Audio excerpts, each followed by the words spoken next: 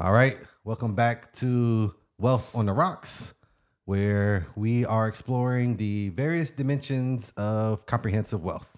Welcome back. Yes, and Episode 3. Yep. Flew by. Yep. And we felt it this week. Yeah.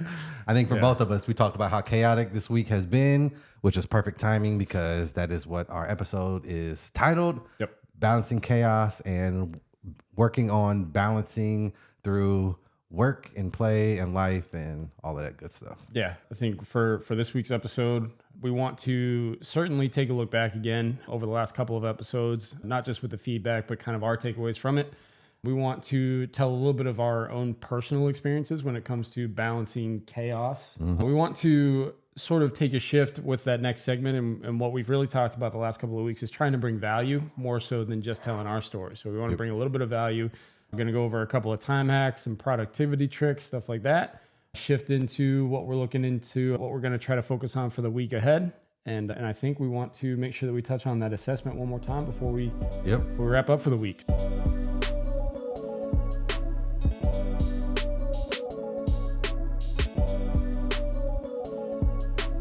Yeah, so anybody who's watched episode 1, 2, both of them, Wealth on the Rocks is all about the comprehensive wealth journey. So that's going to be included in this balance between work and play and getting in order. One thing we talked about last week was as we go into our next segment, which is recapping the journey, we're going to talk about feedback that we've gotten from you guys, from anybody, any of the audience. And again, from week 1, we got good feedback. Week 2, the same thing. We kind of introduced some different things, the segments. We had a little intro that might be temporary intro, but it's something. It gives us more. I feel like it gives us more credibility. Yeah, I think we had different types of feedback, but also through different mediums. So I think more so in week 1, we got a lot back from YouTube, really. Mm-hmm. And then I think this past week, we got it a little more toward like Facebook and Instagram and maybe even a little bit more offline. But that was a really good point, that our own personal takeaways are kind of the structure of what we're doing. So again, we've talked about how our journey is sort of twofold right now. One is the journey of wealth itself, how we focus on not just the financial wealth, but all of the other 11 aspects when it comes to Soulicle and community and discipline and influential and things like that. And the second part of our journey is learning how to do a podcast. Yeah. And so that's a challenge. And that was kind of the feedback we got a little bit more so this week. It was more in regards to, when are you going live on Apple and Spotify? And I got a couple of buddies that do podcasting that I went to school with. And so they reached out and they were like, hey, if you ever have any questions. And I think that's the kind of cool part of what we're doing here is that utilizing that community well. It is. I was just going to say, right? Like it's like inherently by taking that leap of faith and jumping in before you're ready, which was kind of that theme last week. It's naturally caused this domino effect throughout some of those wealth aspects. And it's kind of cool to watch and see and to experience. And so I think that's the biggest takeaway for me is that we're learning how to do the podcast first and foremost. And I think once we kind of get a little bit better at that, because I think we're a little not rusty, but we're a little choppy, I think. Yeah, to be rusty means we would have to have been good. We used to be good at it, but it's not like right now. Like we talked, we talked a couple times this week about before we even really talked about what this episode was going to be about. And I know that you kind of had that roadmap and we've covered that, but before I really got into the nuts and bolts with this episode was going to be about, I texted you, I think Sunday night or either Monday night. Yeah, I think it was Monday. Yeah. And I was like, man, I'm struggling. Mm-hmm. I was like, this week's not for me. And I think that's kind of what we wanted to start that first segment with is what the past week has been about for us when it comes to that balance and trying to navigate the chaos in life and work and our well-being and our wealth journey. And maybe even further back than that, right? How we've always managed that, what our life experiences are when it comes to trying to forge ahead when you don't always feel like it. So, yep. And the point of that is being too, because you can learn from somebody else's story. So again, this is episode 3 for us. In the first 2 episodes, we focused a lot on our journey. And like Casey said, we've talked about this week being more value added for the audience. But there is that value in telling your own story, Right. because now we get to build that connection. The fact that Casey, let me know on Monday that he was off, like he felt imbalanced, and it wasn't even on purpose. Like it wasn't even that, this is because this is the next episode. And here I was like, oddly enough, I felt balanced that day. Yeah. And then from there, I felt it. The chaos came pouring in, but it also, the work week came pouring in. And I let them know that my week was chaotic because it felt like it was all work, no play. Yeah. Yeah. I think that's perfect. Right. So when we talk about kind of recapping our own journey, or we've kind of thought about titling this segment specifically sort of that trail of breadcrumbs. And we were just talking about how we navigate this conversation in and of itself. But for me, I think a trail of breadcrumbs, I'm thinking Hansel and Gretel, and it's literally the trail that they've left behind them, and they can find their way back. And I think that's a really good analogy for how you titled this one, to say, what is it about either the past week or my life experiences that have helped me learn how to navigate those things? And so I never probably would have stopped to really think about it prior to us having these conversations and starting this podcast and starting the conversation of On The Rhox. And I want to pause for a second to just call that out, because we keep talking about, we want the audience to engage in this. We want your guys' feedback. And I think that there is value in that, whether you do it consciously, whether you reach out to us or not, to stop and think about what you're spending your time on, how you're focused throughout the week, and how these different aspects of wealth can impact your mental well-being, your relationships, things like that. Because to me, on Sunday, I was just talking to him, but on Sunday, my family and I went to the county fair, and we went straight from the county fair down to King's Dominion. We went to Halloween Haunt. And throughout that whole day, I was terrible about drinking water.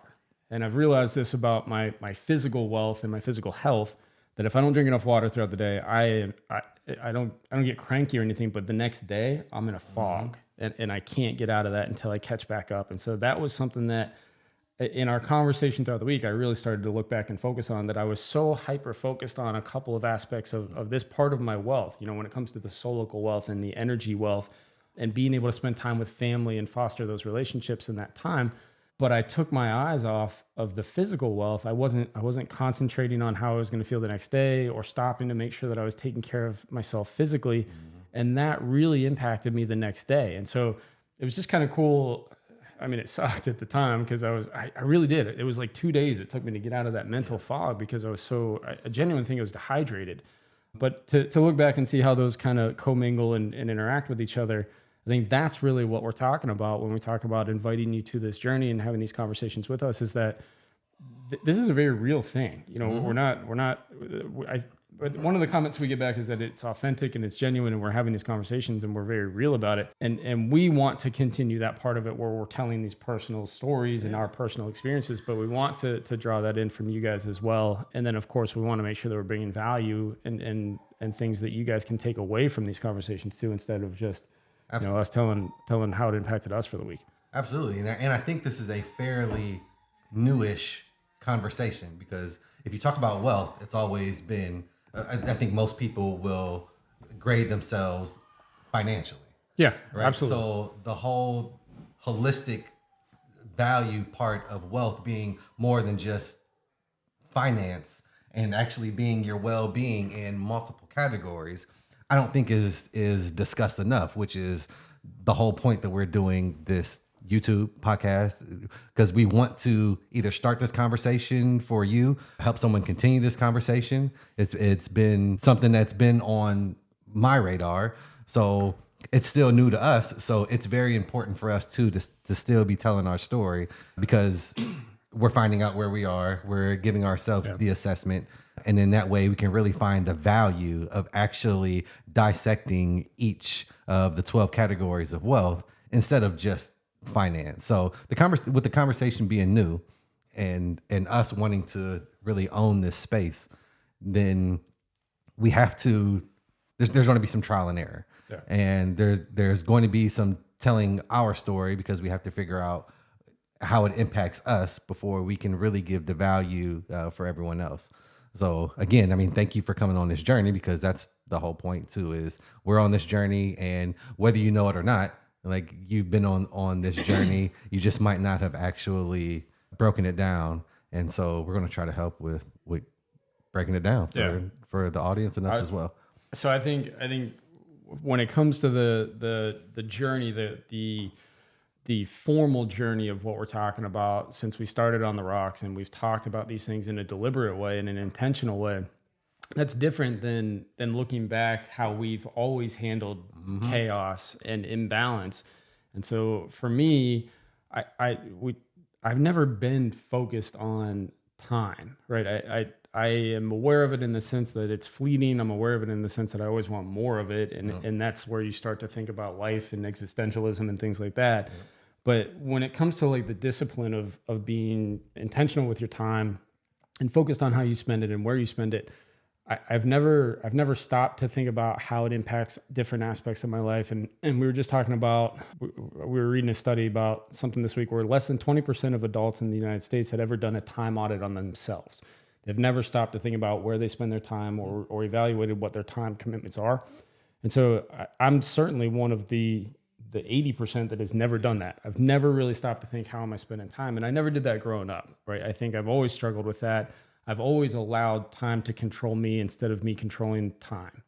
And so I think that's where it kind of segues into the value add that we wanted to talk about. But before we do that, I wanted to give you the opportunity, because I know we wanted to kind of go back.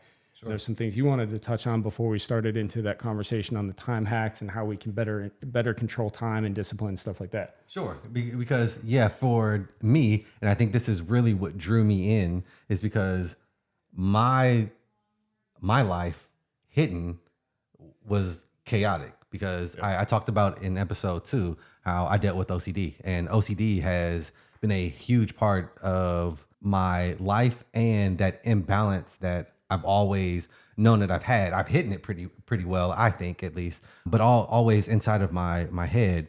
I did rituals in my head. I did rituals physically, like these compulsions kind of ruled my world, and really wanting to defeat that really got me started on this journey and kind of led us to Wealth on the Rocks for me, because my life has always been chaotic in my head because of OCD. Yeah. And really kind of getting past that, I've been able to do the self-development. I've been able to now assess myself, and I see my growth. Right. So let me stop you. So we're going to kind of transition here momentarily into these different hacks that we've kind of read about, and we wanted to extract so that we could present them a little bit in a way, but in a personal way. How you say that you're chaotic in your mind because of OCD, but you've written 2 books. You've started your own business. You're a successful contributor to society. You're a father of 2 girls. You're a good husband.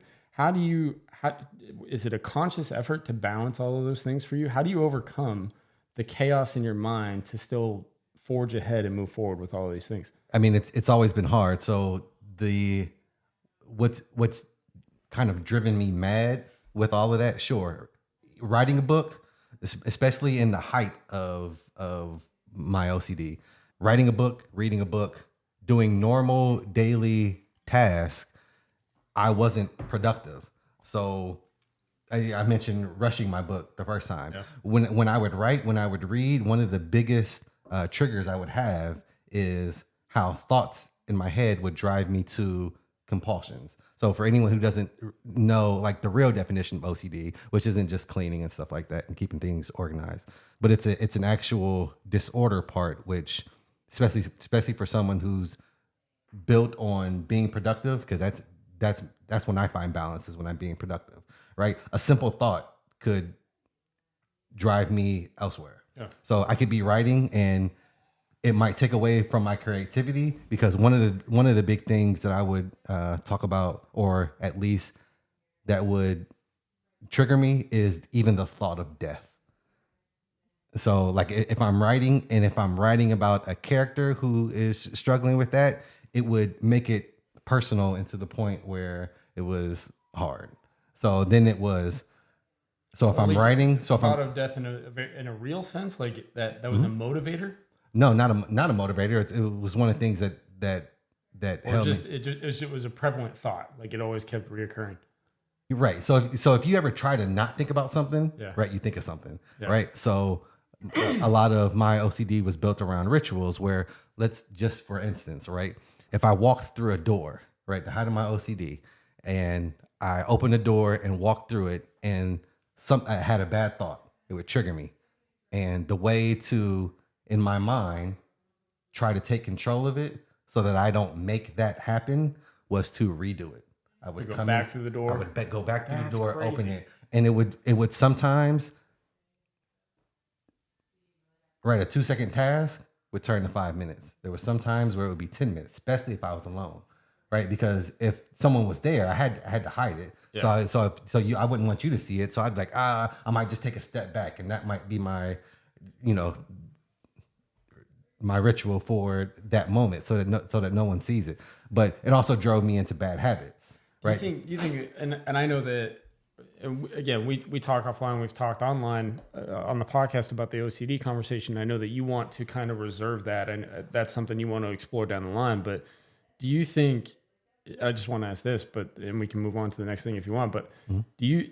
I didn't know that about you. I knew that you had written about it. I knew that you had said that you would that you would struggle with OCD, but I didn't know it in the sense that it was never prevalent to me. It was never visible to me. And so I guess my question is, do you think most people that have OCD try to hide it, or not try to hide it, but feel that they have to hide it in that manner? Absolutely. That's where the disorder part comes from. Okay. Right? Because everyone has obsession, right? OCD being obsessive compulsion disorder. Everyone has obsessions. Everyone has compulsions, right? But it's the disorder part. So the fact that I would be hiding it and it would be taking away from my day is what makes it the disorder, because there would be days where I had to call out. Yeah. Because it was like, I'm either going to be an hour late or I need a complete reset. Right. So debilitating. Right. And so a lot of times it would take, it revs up. So, one day you might be good. And then another day it just starts adding on. And as it gets to the height of it, it's almost like it's weighing so much on you that you're doing it more and more. It's taking up more of your time. And I would find relief in recognizing, like, oh, wait a minute. If I prayed on this, it maybe it'll get better. If I let out a cry, if I talk to somebody about it. I remember talking to my mom one day about it, and it gave me a reset where I was good. I was good for a week. Yeah. Right. I was like, oh, you know what? I'm over it. Right. That was a good talk. It helped me. It came through. Something else would start. It would start small. I'd notice myself doing it again. Maybe one thing I'm like, nope, get past it. And then it would just keep creeping. It would just keep creeping. And then if you don't take control of it, it's almost like it starts to take control of you. Have you thought back on that? And again, I know we want to keep that conversation going forward, but have you thought back on that? Because as you're talking and you're talking about, oh, if I have a conversation, oh, if I pray, oh, if I do these things, have you thought back on how that literally is what we're having these conversations about? Community and soul and things like that. You're literally like going down a list of different types of wealth, whether you were aware of it or not, I don't know, but that get impacted. Yeah. Yep. That's how you balance that, right? So I'm hyper focused here, but if I can draw myself in this way, if I can say that I'm going to pray for a moment, that's going to help me in this way. And if I can talk to my mom or talk to a friend or make a phone call, right, then I'm branching out in that way. So I think I just think it's inadvertently reeling us back into this conversation of the journey of wealth. And again, I don't think about it consciously, or I didn't used to think about it consciously. And so that's where I don't know. It's kind of like you stumbled into this conversation as far as On The Rhox with the 12 facets of wealth, that you've always been focused on them, or you've always been trying to find the balance of them. And I think you've just now been able to put the titles to them and really start to define them a little bit in your day-to-day life. Very, very possible. And always, it's weird because I think this is the importance of continuing education, because I always thought it was something that I did. I thought it was something that I made up. I never knew. I always thought OCD was Danny Tanner on Full House. The character was OCD? Yeah, like wanting things clean and order, stuff like that, right? That's what I thought. Yeah, I got it. That's what I thought OCD was. And to be at one point, because I thought it was just me, which is probably a reason why I hit it. I was like, oh, this isn't normal. This isn't normal. But I had an ex tell me, maybe you deal with OCD. And I was like, what's OCD? Because OCD, you're talking about it in a form that I'm not familiar with. Yeah. So it got me into researching. Once I researched it and found out that there's other people out there dealing with it, this is how to deal with it. Here's some solutions. It actually gave me a way to get better.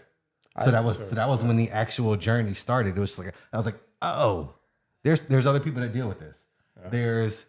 This is what people do to kind of figure this out. And so now that it's medically out there, it gave me something to research and discuss and actually find a path to getting better. I want to pause for a second and just say that this was not the intent of our conversation at all, but I think I enjoy and I appreciate that you're sharing that in a very small amount of time and in a very public way. Right. We talk about vulnerability and stuff like that. And I know Brent has genuinely said several times, I don't want to go there yet. I want to make sure that I've got that organized, and I want to make sure I can convey those feelings and emotions the right way. But I think you've done a phenomenal job. I think the struggle to recognize it and to acknowledge it and then to approach it in a healthy way, I think that speaks to me about some of the things that I struggle with in a very real way. And this is a conversation that even as good of friends as we are, we've never really gotten into the details of that. So you're right. Appreciate you sharing that, not just with me, but the people that are watching and the people that care about us. Well, there's reason to that too. So again, I've talked about how I blogged on this, and one of my best traction article is the article weekly hit. Where is the article where describing OCD to someone who doesn't know it. When you say best traction hit, you're saying that the article wrote. This is my most close to viral article that I have. What does that mean? That it has the most. Well, no, I mean I know literally what it means, but how close were you to viral? I'd have to go back and check, but it is the one that I will show up on Google. Oh, like SEO, that kind of stuff? Yes, I got you. So it is the one. If it's searched for, it'll actually show up. Whereas my other articles, you search for it, you're gonna get. What about Love's song? That's stop. Sorry, go ahead. So the whole purpose of kind of reserving that for another episode is that most people don't know what OCD. I get people every day who tell me, oh, Brent, that's my OCD. That has me doing that. So I'm like, no, you're talking about being organized. Yeah, we use it as a punchline almost, right? Like, or a complete misconception of what it really is. That's what people assimilate to, is that they think it's you have to wash your hands 10 times, you have to turn the light switch on and off, and that's this constant thing, and that may not always be the case, or it may not be that definable, where it's sometimes it's mental, sometimes you don't show it, you have to rethink something, or you have to reset something. Sure, because that is part of it. There are some people that have physical they take their germaphobe and it's like, okay, I got to wash my hands, but in their mind they're going, your hands aren't clean enough. Yeah, and so you got to do it again. It's like, nope, your hands aren't clean enough, and you can't get to the fact where reason kicks in. And being able to say that, no, my hands are good. You keep going into the fact where now you've washed them so many times in hot water. Now you're burning the skin. So the disorder part impacts you.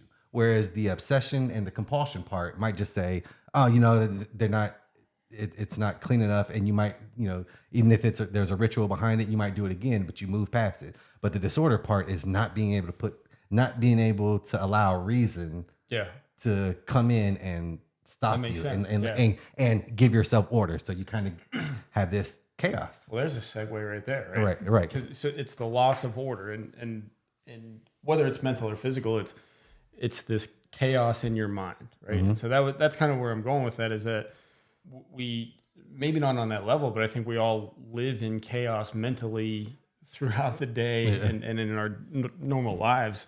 And so I think that's what we wanted to make sure that we sort of talked about a little bit this week in that value segment that we wanted to bring to the audience, as well as what are some things that we've researched in the last couple of days or the last week that we've been able to say, hey, if you're struggling with time management, like I did this week, right? Those first couple of days coming into the work week, I could not get anything done at work.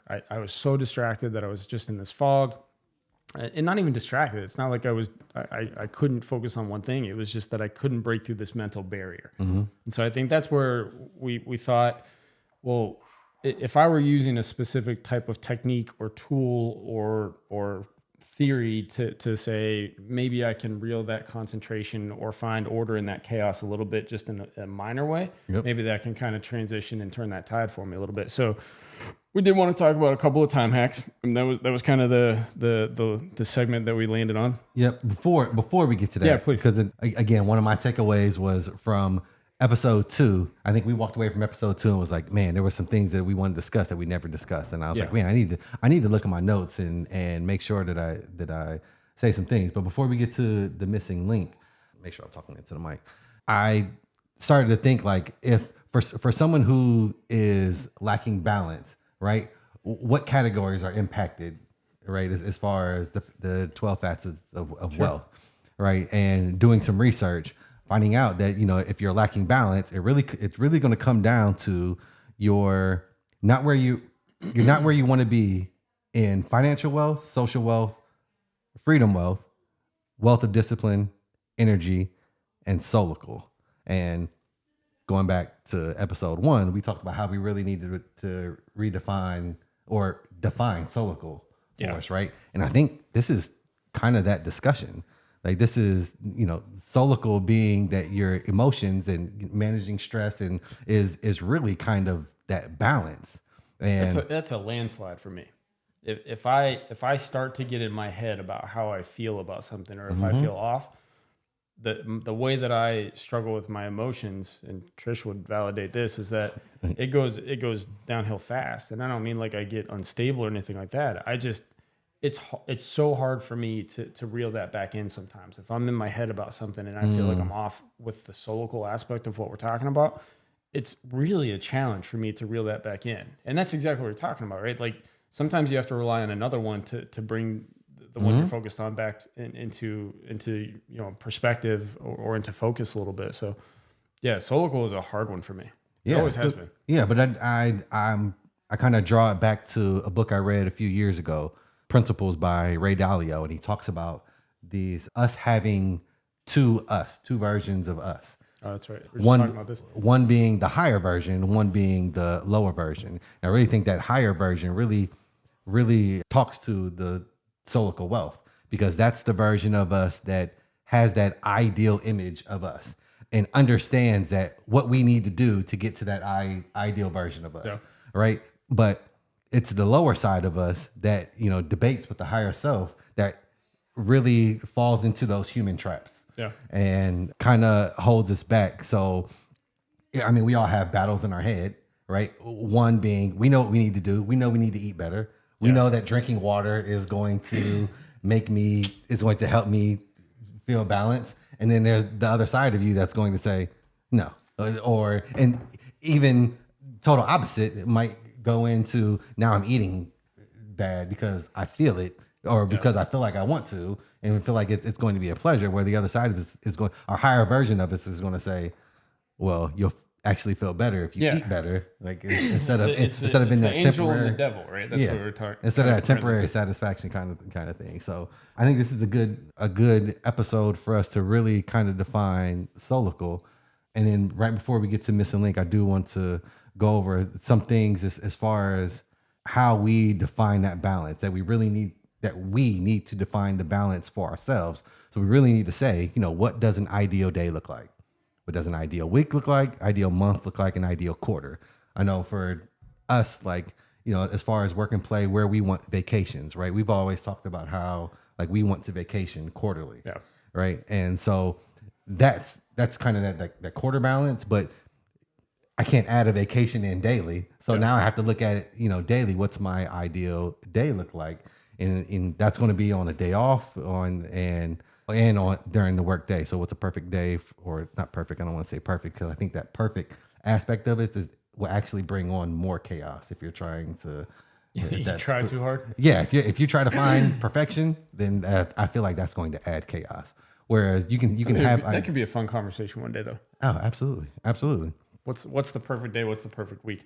What's the perfect balance? Sure, and that's exactly what I was getting into. Is that that's what's going to help us find balance, right? If we can, one, self-assess ourselves and say, what's a perfect day, perfect week, what is balance for us? We have to define that for us. That's going to be able to, then we're going to find ourselves being able to have more balance if we do.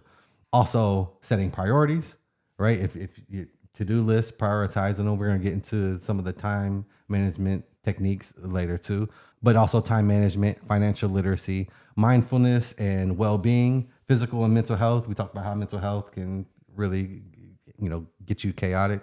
Work-life integration, kind of having that work-play balance, goals, values, and principles, flexibility and adaptability, because we don't want to be rigid and not be able to find that spontaneity in life as well. Yeah. Our support systems, being social systems and community as well. Really managing, avoiding burnout, measuring our progress, and that's by tracking goals or journaling. Just a couple of ideas. And then also that continuous learning, how we talked about how that's important to kind of getting us on that self-development, and really how that kind of started this journey for me and for anyone. Like our learning doesn't stop in school. I feel like holistically, I feel like it's in us to want to continuously learn something. I feel like our higher selves want us to grow and get better constantly. I think that's even more true lately, right? Since we've started this journey again, we've bounced these ideas back and forth. We have these conversations. We've collectively bought matching journals because that's cute, but we have so in these conversations that we're having, it's the exploration of knowledge, it's the exploration of development, whether that's financial or whether it's time hacks or whatever it is. It's starting to become this unquenchable thirst to learn the next thing. And I will offer the same disclaimer that we offered last week, that by no means am I or Brent an expert on anything outside of our own personal experiences right now, but that's what we want to venture toward. And we don't need to be professional level experts, but we want to be able to understand and comprehend and apply. I think that goes back to that see one, do one, teach one, that we want to know what the why is behind what we're learning. It's one thing to learn a stat. It's another to know how it impacts your day to day. And I think that's kind of where you're summarizing all these wealths. And you say, well, all of these contribute to how you dictate your life. They are the goals that you want to work toward. And if you're not measuring them and if you're not paying attention to them, then you are relatively chaotic. Yeah. And because you're winging it. Right. What's your goal? What does success look like? What does that perfect day again look like to you if you don't know? If you don't pay attention to it, you don't know how to balance it, you don't know what's important to you, then how do you know which direction to go when you want to feel better or when you're down? How do you reel that back in? And at least as far as the discipline wealth goes, that kind of ties it back to what we think these time hacks can maybe offer to people, because I know if I had really thought about this maybe on Monday, at least a couple of these might have been able to help me out, kind of get it reset a little bit. So that's kind of the missing link this week. So we talk about that whole journey, the whole thing. So we're getting into missing link now? If that's all right with you. Yeah, that's perfect. You good? Missing link. So maybe right here is where the missing link, I don't know, but go ahead. Maybe that's coming in from your side or my side? I don't know. Maybe it might just pop in. Do the whole Vanna White thing. Right. Yeah. So the missing link this week was really just kind of, we really wanted to get back to providing value, right? Why would someone, you talk about the why does someone want to listen to Brent and I talk for 45 minutes or an hour? What was episode 1?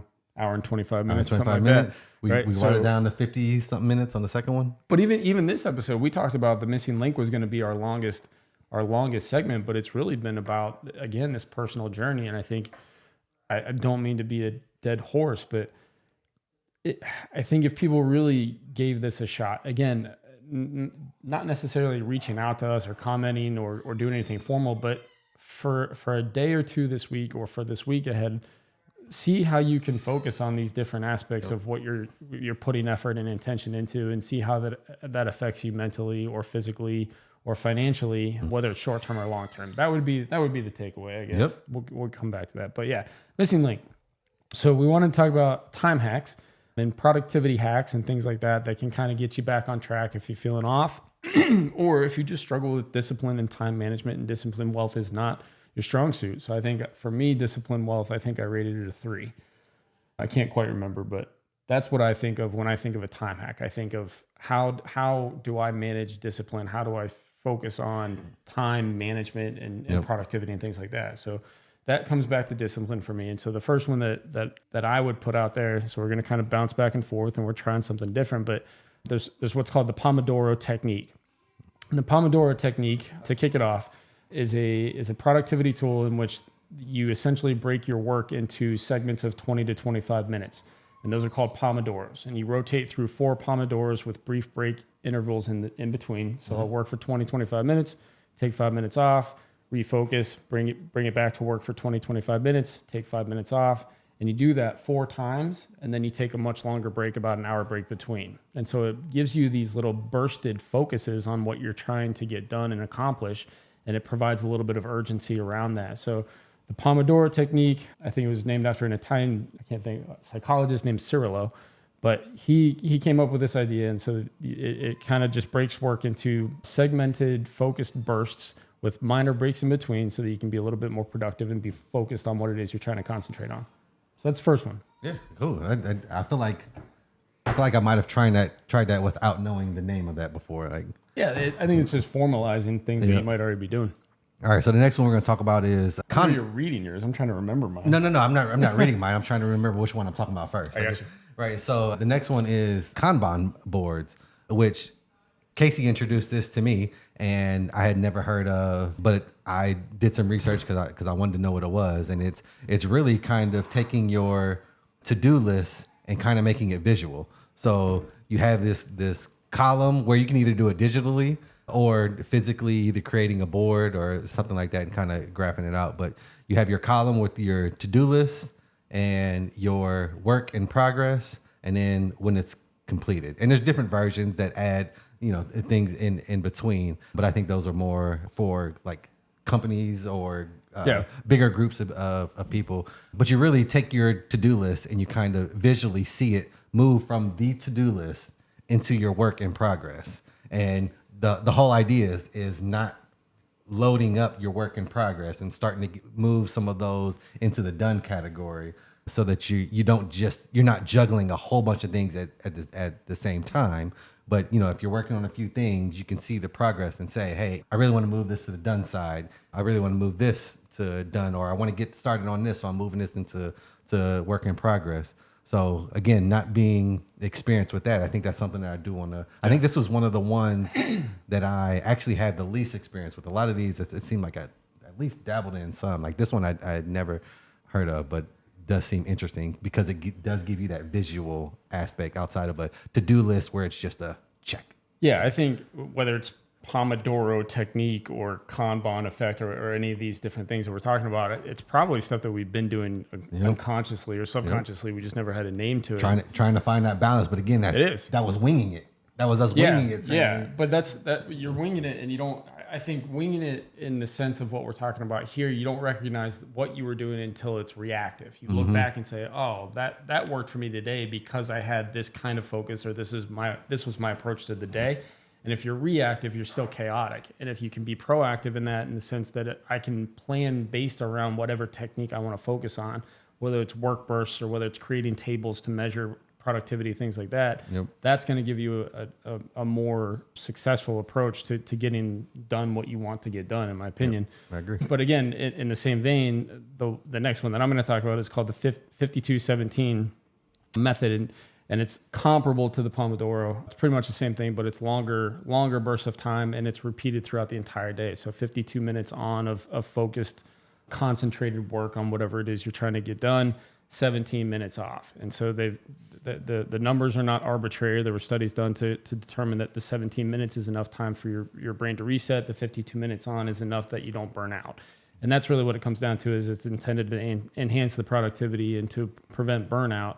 Which, again, for me, I think the two that I've talked about when it comes to Pomodoro and the 5217, I think that's where I really struggle, is that I try to maintain this high level of productivity throughout every workday. I don't take time away. I don't do a very good job of stepping away. I used to take a walk at lunch every day, at least to break up my day into 2 segments. And I don't even do that anymore. So I think if you really focus on just making sure that you have this concentration and this concentrated effort to have burst work, I think those two things in particular are really good approaches to it. Either do segmented blocks throughout the day and then take a longer break in between every couple of them, or take these longer bursts and then make sure you get away from it once an hour. I think that's kind of where it breaks down to, is just making sure that you have the ability to step away, reset mentally, and that will prevent the burnout and enhance your productivity. That makes sense. I feel like I'm the same way. Like I get so focused on productivity sometimes that I just push, and then and you end up being non-productive. Yep. Yeah. Yep. All right. So the next one that I'm talking about is the 80-20 rule, which is also hope I'm pronouncing this right, Pareto principle. And this is probably something that we've all recognized and we've all heard before too, because it applies to so many things, it seems like.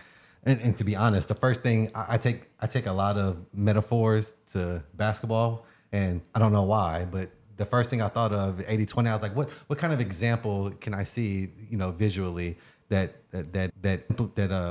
visualizes the 80-20 rule? And first let me just say what it is for the audience. And it really being that 20% of the input is giving 80% of the output. So one of the first things I thought of, oddly, was Golden State Warriors, Steph Curry, and that starting five, with probably his 20%, him being one of five, produces 80% of their productivity. Then outside of scoring and assists and everything, because that system is so built around them. Right. But yeah, if you can understand that principle, that allows you to now say, okay, what part of my output represents that, or what part of my input really gives me that 80% of my daily output. Yeah. Then you'll be able to recognize that you can make your to-do list, or at least focus on the smaller part of your, either whether it be a to-do list or your goals or whatever it is you're looking to achieve. You can take that and be more productive, because you can put more focus there and actually generate more value. Do you interpret that almost like you should spend 80% of your time on your top 20% most important tasks, and then the remaining 20% of your time on the remaining 80% of your tasks? That's what it seems like, because it's also inverse, where 80% of your goes to your most important. It only gives 20% value, right? So why would I spend all of that time? Right. So you can almost think of it as studying for a test. Yeah. Right. So if you're studying for a test, you're not going to read the whole book. Right. Right. But you know that, hey, there's 20% that I can focus on, and that's going to give me 80% of the test. And if I get that, then I've at least got to be. I've always heard the 80-20 as being relative to food. Have you ever heard the 80-20 rule? Yeah, that's another one. Food, where you're eating 80%. 80% is like sustainable, like healthy, and then the other 20% is for pleasure. Yeah, I think the 80-20 rule really applies to a lot in life. I think so. I think a lot of these are universal. The next one that I'm going to segue into is time boxing.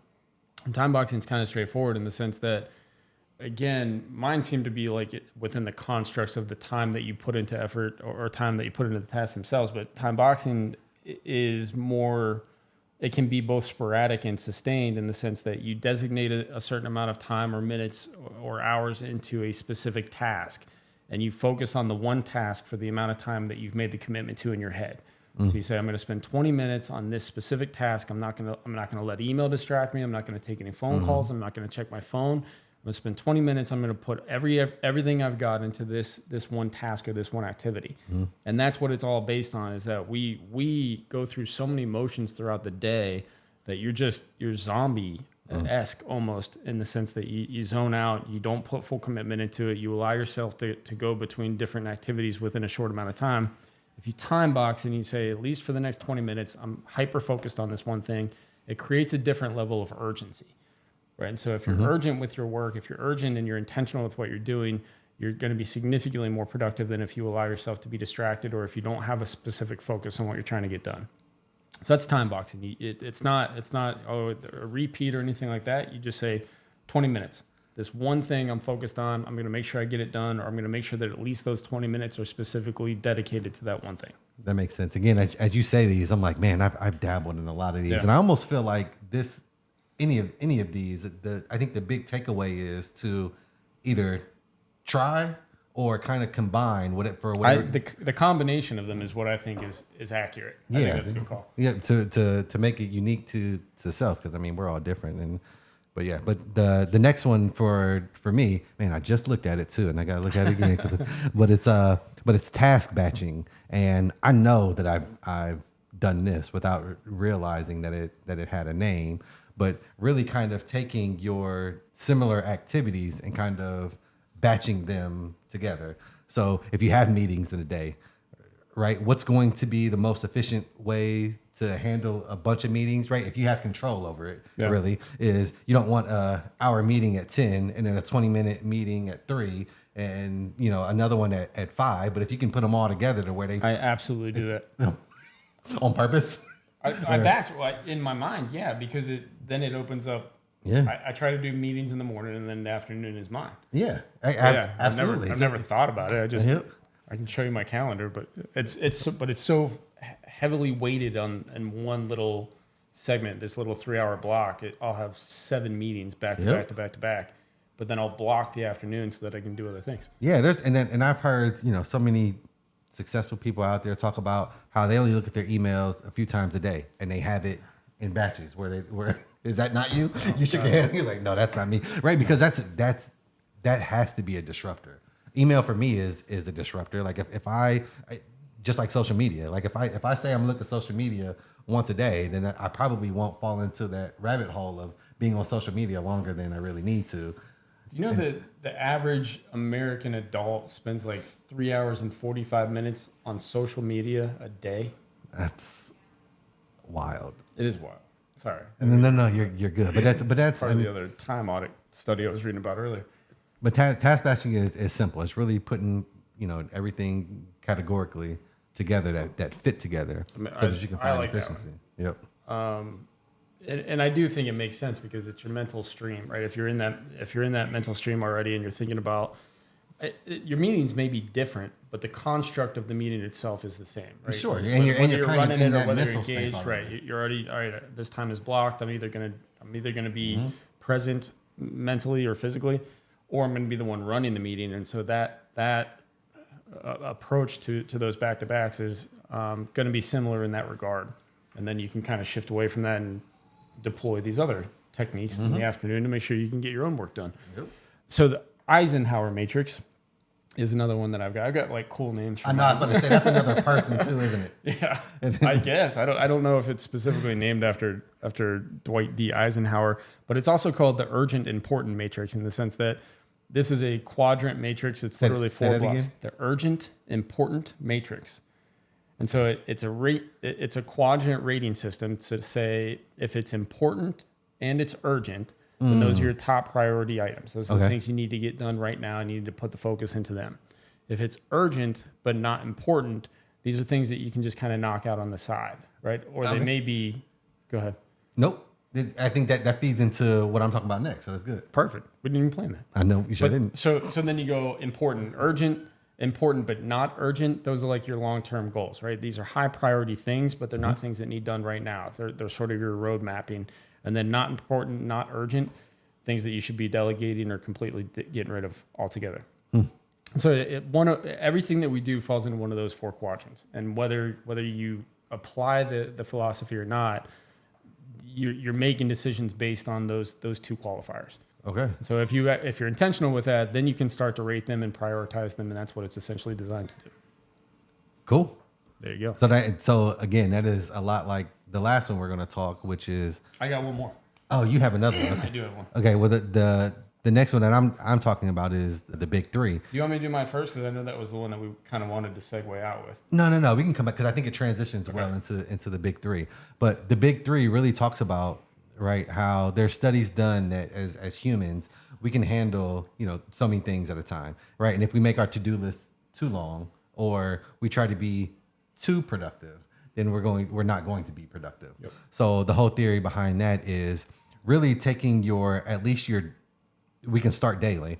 At least taking your daily to-do list and picking the 3 things that have to be done, the 3 things that need focus, that if you had to start canceling some of your to-do list, that it's not one of these 3, right? So you prioritize these at the top of your list. And when you get to it, you really tell yourself, this is what I have to get done. And the other parts of your daily list can be canceled. So that way you're not putting too much stress and you're already evaluating it. And then you don't have to actually stress over, oh, I didn't get to grocery shopping, but it was okay. Grocery shopping can be done tomorrow, right? It wasn't my big 3, whereas tomorrow I might fall into the big 3. But that kind of goes back to almost like that Kanban, right?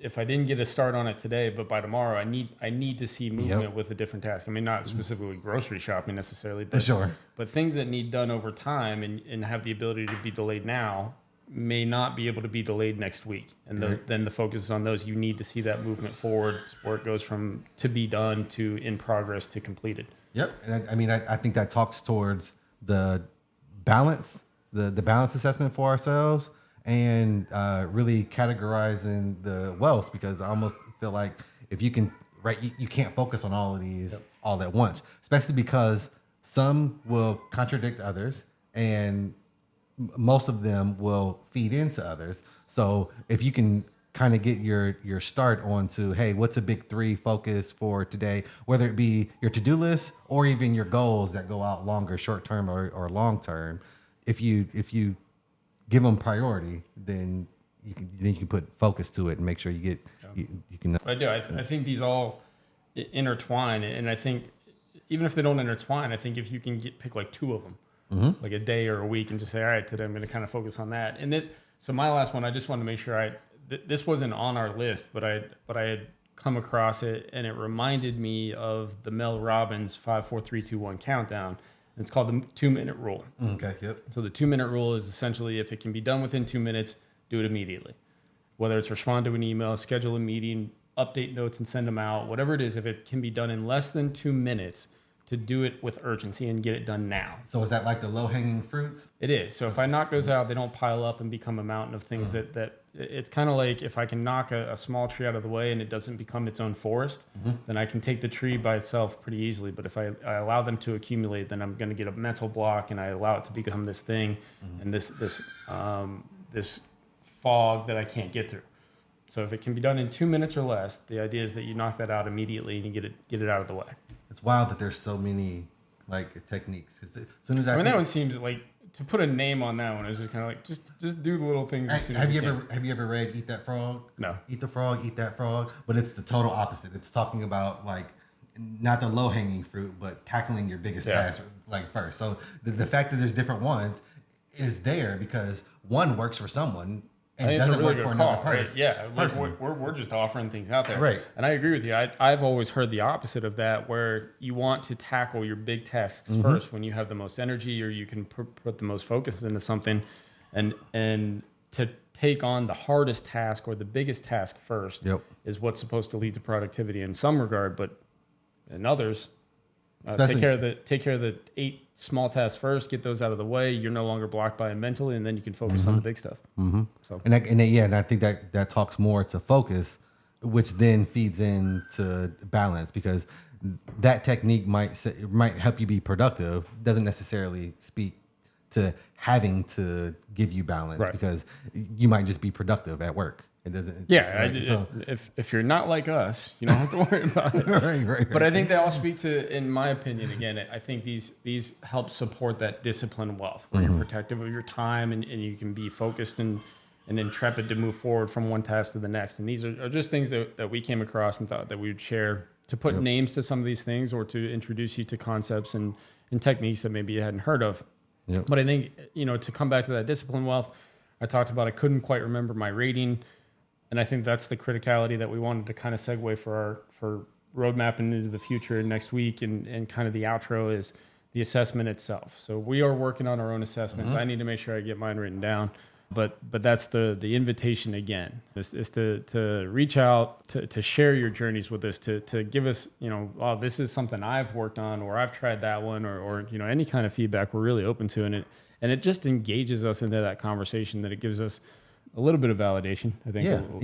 And anyone's transparencies, right? Allowing themselves to say, oh, I've tried this, allowing yourself to be vulnerable for a second, even if it's, hey, I tried that, or I'm going to try that, or I need to try that, or, I'm going to work on this, whether it's one of the wealth categories or if it's towards balance, because balance for everyone doesn't look the same. Like, right. And I don't think for anyone really balance is going to be 50-50 anything either. So we really have to dissect ourselves and say, what does balance look like for us? Yeah. For anyone watching, if you were to take anything away from here, I would really like you to say, kind of create that own assessment for what balance looks like. And what we want to focus on for the next episode is really creating that assessment for you being able to map out your wealth journey with the 12 categories. So please join us in the next episode, because that's where we really want to dive into dissecting again. Because our first episode, it was a little bit. We did a good job, but I think we've learned more. Chaotic, right? Yeah. Like we were kind of all over the place with it. This one felt a little all over the place, at least to start. It took us a little bit to reel that in. You threw me off with getting back to the OCD thing. But I think but again, that's what we want this to be. If we're doing it just to read something from a list or something like that, then we're really not doing what's true to what we want it to be. Mm-hmm. So we do want to invite you to join in on it. I know that my focus for the week will not just be to complete the assessment so we can have a more formal conversation around it next week, but also for me, I want to focus on one or two of these time hacks. Like, these are valuable to me. And that was the thought in presenting it to you guys, but I've already got two picked out. Which ones? So the 2-minute rule. Okay. And the Pomodoro. Okay. So I want block time, and I want to make sure that anything I get that I can do in 2 minutes, I'm done. That is a really hard thing for me to do. Okay. What about you? What do you got? I think I'm gonna combine some of them. Okay. I don't know which ones. Well, we'll bring it back to it next week then. What it probably won't, the one that probably won't get, that might be 3 during this episode. I know the one that probably seems the hardest to actually start would be that Kanban, right? Because although I'm visual, I feel like I have to create something to make it visual. I agree. And although it seems like a good technique, it also seems like that one would have a lot more effort putting into it pre-assessing. So, but I think that's the question, right? What are you guys going to focus on? Any of these new, aware of them already, but never really thought about them, that kind of stuff. That's what we invite you to do. And then next week, we really want to get into that assessment, really start to re-engage with the conversation about what the wealth aspects and what the journey is going to look like for us moving forward. So it's close too. I think the assessment's starting to look good. I think it's starting to look good. That's great. So yeah, and then I think it'll be 3 steps that are done. I think it'll be a good conversation starter, because again, like we talked about earlier, I think this is a newish discussion. Again, I think people, when you think of wealth, it goes right to finances. I agree, but there's more than that, because finances isn't everything, and it's a big part, but that's not what our happiness is not made up of, just finances. Agreed. But I think it's a very important part, but so is social. Yeah, I was just going to say, I think it's transitional. It comes and goes, and I think it transforms over time too. Right? Mm-hmm. When you're young, absolutely, you're probably focused on some. When you're older, you focus on others. Yep. As you progress in one, you're going to focus in another and stuff like that. Yep. So yeah. All right. Thanks for joining us. I think that's it for this week. And bring it back next week. We'll be talking about the assessment, kind of re-engage and reevaluate what the different aspects of wealth are and what we think of them, and how we're going to rate ourselves moving forward. Yep. And again, comment, let us know. You can find us on social medias. You can find us. And we're on Spotify. Yes, we are on Spotify. That's one of our takeaways is that you don't have to look at us anymore. We're in the process. We're in the process of getting on that, and it looks like the Apple podcast will take a couple of weeks to actually feed through, but that's another one we're working on as well. We're getting there. But contact us and let us know. All right. Till next time. Right. Yeah. Till next time. This is good. Toodles. Doodles.